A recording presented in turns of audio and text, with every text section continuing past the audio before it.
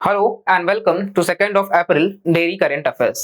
तो let's start our topics. First topic जो हमारा है वो है चीतास को लेकर के।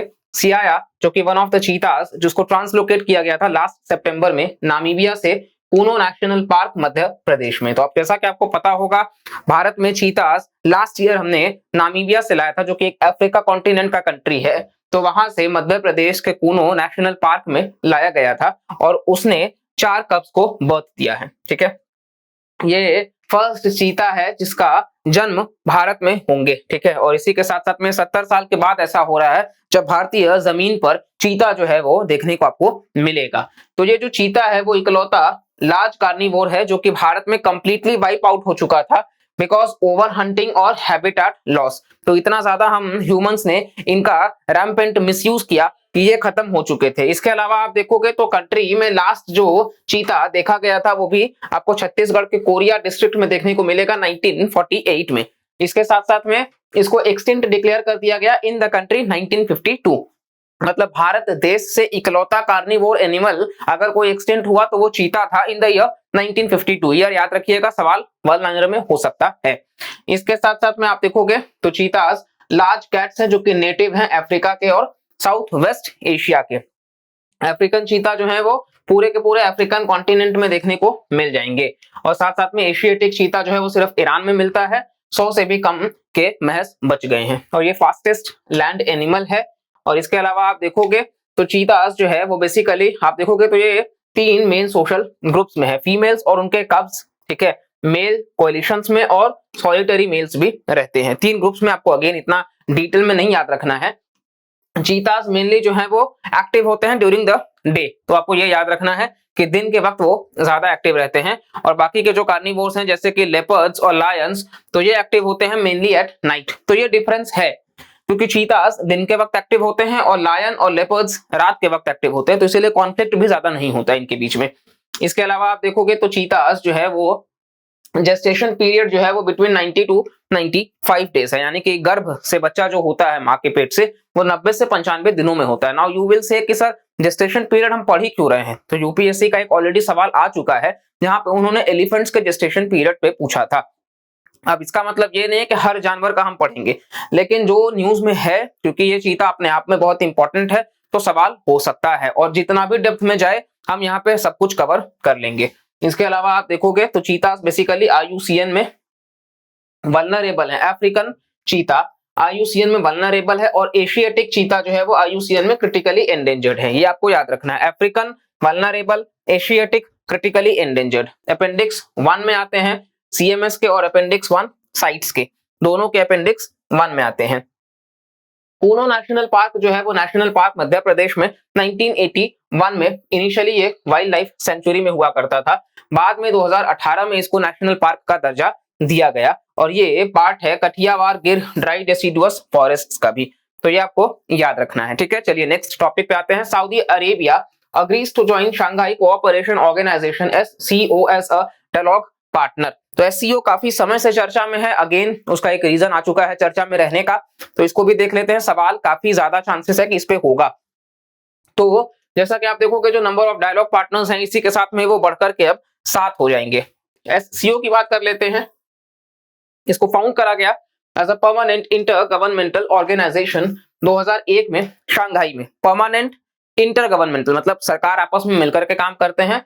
ऑर्गेनाइजेशन इन 2001 क्योंकि इसके पहले 1996 में शंघाई 5 के नाम से जाना जाता था और फोकस करता है रीजनल सिक्योरिटी इश्यूज के ऊपर। कंट्री के बीच में अगर कोई सिक्योरिटी इश्यूज है, फाइट अगेंस्ट रीजनल टेररिज्म, ठीक है, एथनिक सेपरेटिज्म अलग होने की कट्टरपंथी की विचारधारा और रिलीजियस एक्सट्रीमिज्म, ठीक है, इन सारे पॉइंट्स पे।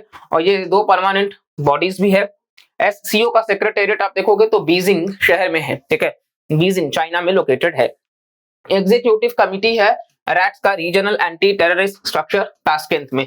ये बेसिकली ताशकेंत में लाया गया था ताकि टेररिज्म से टैकल किया जा सके और इसको प्रोवाइड किया गया था ऑब्जर्वर स्टेटस यूएन के जनरल असेंबली का। मतलब एससीओ अपने आप में यूएन के जनरल असेंबली का ऑब्जर्वर भी है और भारत जो है वो करंट चेयर भी है एससीओ का।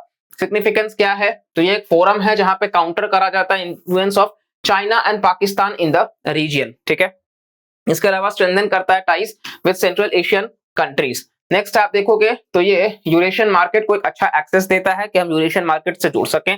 साथ साथ में इसका नेगेटिव इंप्लीकेशंस ये है कि तालिबान वगैरह अफगानिस्तान में मतलब इन्फ्लुएंस्ड होना, साथ साथ में काउंटर करना टेररिज्म वगैरह को और रैट्स वगैरह से। इसके अलावा एससीओ के मेंबर स्टेट्स आप देखोगे तो ये याद रखना है, China, Kazakhstan, Kyrgyzstan, Russia, Iran, Tajikistan, Uzbekistan, India, Pakistan. India और पाकिस्तान 2017 के अस्ताना समिट से आए थे और ईरान रीसेंट मेंबर बना है, ठीक है। और ये सारे तान में तुर्कमेनिस्तान नहीं है, अफगानिस्तान नहीं है, ये आप ध्यान रखिएगा। ऑब्जर्वर स्टेट्स में अफगानिस्तान है, बेलारूस है, मंगोलिया है। डायलॉग पार्टनर्स में अर्मेनिया है, अजरबैजान है, कंबोडिया है, नेपाल, श्रीलंका, टर्की, इजिप्ट और अब सऊदी अरेबिया। और इसके अलावा गेस्ट अटेंडेंस भी है, आप वो देख सकते हो। ये पूरा का पूरा मैप है मेंबर स्टेट्स का। नेक्स्ट हम बात कर लेते हैं ग्रेट निकोबार आइलैंड का। तो ग्रेट निकोबार आइलैंड आप मैप में देख सकते हैं। ट्राइबल अफेयर्स मिनिस्ट्री ने राज्यसभा को कहा है कि मतलब कहीं ना कहीं वो डिस्प्लेस करे ट्राइबल लोगों को, और इसके लिए इतने का फंड आवंटित किया गया है S great Nicobar island project. ये आपके सामने मैप है भारत का, ठीक है। और अंडमान सी और ये ग्रेट निकोबार आइलैंड इधर ये लोकेटेड है। ग्रेट निकोबार जो है वो सदर्न मोस्ट और लार्जेस्ट है निकोबार आइलैंड्स ऑफ इंडिया में से। मतलब ग्रेट निकोबार जो है वो सदर्न मोस्ट है। आप देखोगे मैप में वापस से, ग्रेट निकोबार जो है वो सदर्न मोस्ट है, सबसे नीचे है। इसके अलावा लार्जेस्ट है of the Nicobar islands of India, और ये नॉर्थ ऑफ सुमात्रा, मतलब सुमात्रा के ऊपर है। सुमात्रा नीचे है इंडोनेशिया के रीजन में और उसके ऊपर ये है। हाईएस्ट पॉइंट है mount Thuillier. One liner again important है। निकोबार, ग्रेट निकोबार का highest point mount Thuillier. Great Nicobar island जो है वो ट्रॉपिकल वेट एवरग्रीन फॉरेस्ट्स है। वैसे अंडमान एंड निकोबार में सारे फॉरेस्ट्स मिल जाते हैं, लेकिन यहाँ पे ट्रॉपिकल वेट एवरग्रीन। और इंदिरा पॉइंट जो है southern tip of this island का, वो भारत का सदर्न मोस्ट पॉइंट है। इंदिरा पॉइंट जो है वो आपको देखने को मिल जाएगा यहीं पे है, जो कि सदर्न मोस्ट पॉइंट भी है भारत का।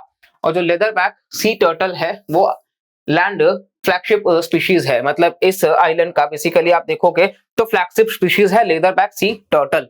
तो सवाल स्टेटमेंट बेस्ड में होगा, तो हो सकता है कि अंडमान एंड निकोबार या ग्रेट निकोबार आइलैंड प्रोजेक्ट का जो बेसिकली आइलैंड फ्लैगशिप स्पीशीज क्या है, तो फ्लैगशिप स्पीशीज है leather back sea turtle. Great Nicobar जो है वो होम है शोम्पेन और निकोबारीज ट्राइबल पीपल्स का। तो ये ट्राइबल पीपल्स का भी नाम याद रखिए, शोम्पेन और निकोबारीज।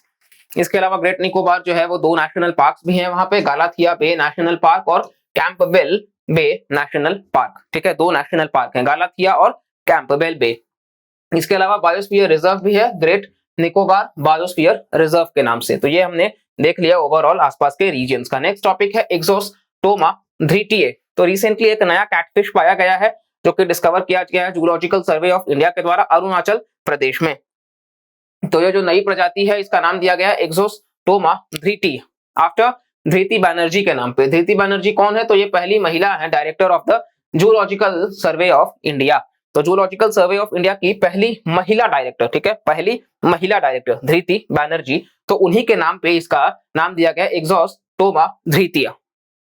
और ये ऑनर में उनके किया गया है कॉन्ट्रीब्यूशंस जो उन्होंने फौना ऑफ द कंट्री के रिसर्च में काम किया है। ये एक नया स्पीशीज है कैटफिश का, जीनस जो है वो एक्सोस्टोमा है।